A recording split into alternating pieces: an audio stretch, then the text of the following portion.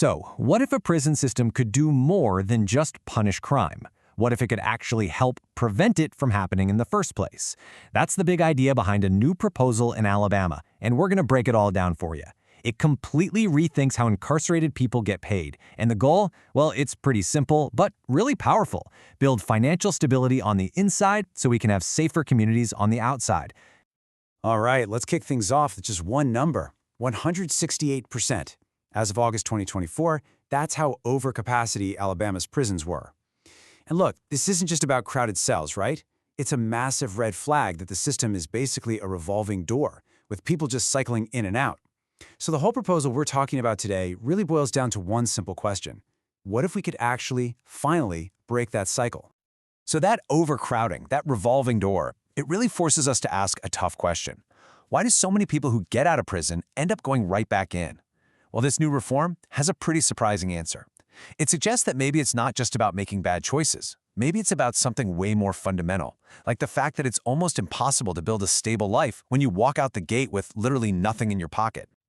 Okay, so to really get why this proposed solution is so important, we've got to look the problem right in the eye. You hear people call it a revolving door, and that's exactly what it is. It's a system that doesn't just trap one person in a cycle of poverty and reoffending. No, it creates these ripple effects, It destabilizes families, and honestly, it weakens whole communities. The core issue is actually pretty simple, but it's devastating. Just imagine this. You're released from prison. You've got no savings, zero money for a security deposit on an apartment, not even enough cash for a bus pass to get to a job interview.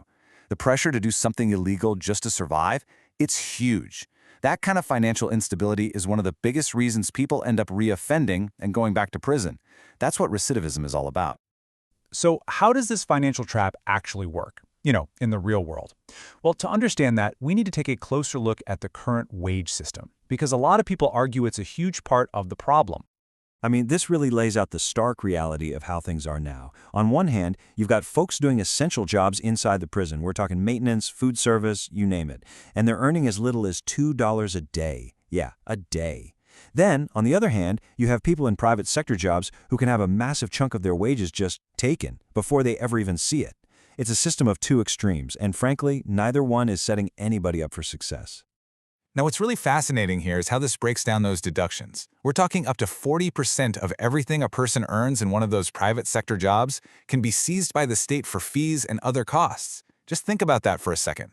Even when someone is earning a real market rate wage, a huge piece of it just vanishes into thin air before it can help their family or be saved for their future or even just cover their own needs when they get out. Okay, so in response to this pretty clearly broken cycle, this new proposal rolls out a really comprehensive strategy, and it goes way beyond just wages. It's a complete blueprint for rehabilitation, and it's built on 5 core ideas, or pillars.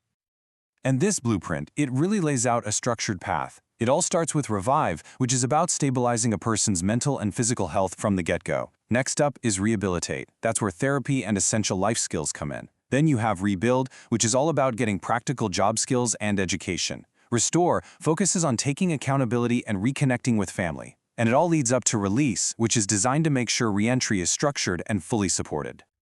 All right, now let's dive into the real financial heart of this thing, which sits right in that rebuild pillar. This is where the proposal gets super innovative, because it's all about building real-world financial responsibility, but starting from the inside. The big crucial shift here is moving to a standardized, tiered wage system, one that actually mirrors the real world. So this isn't just about handing out money, it's about valuing the work people do and giving them a reason to learn new skills.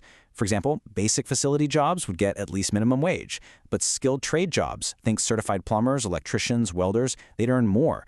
And if you're in a private sector placement, you get the exact same market rate wage as anyone else doing that job. The whole point is to create a system where work has real meaning and can actually build a real future.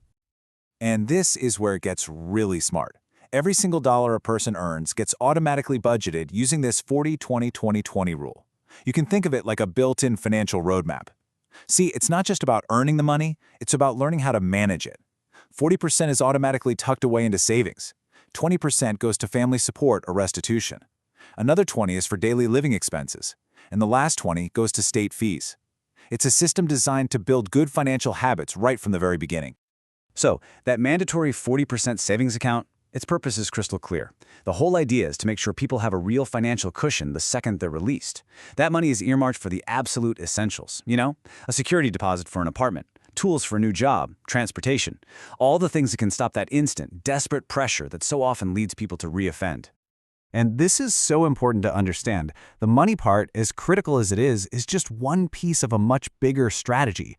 The ultimate goal here is to totally redefine what a successful re-entry into society even looks like. Because, look, success is about way more than just money. Under this new proposal, it's about having a complete re-entry toolkit ready to go. We're talking about having stable housing lined up before you're even released, having a job waiting for you, having the digital skills you need to survive in the modern world, and, maybe most importantly, having all your essential documents, your state ID, your birth certificate, your social security card, in your hand on day one. The goal is to remove every single roadblock to a successful new beginning.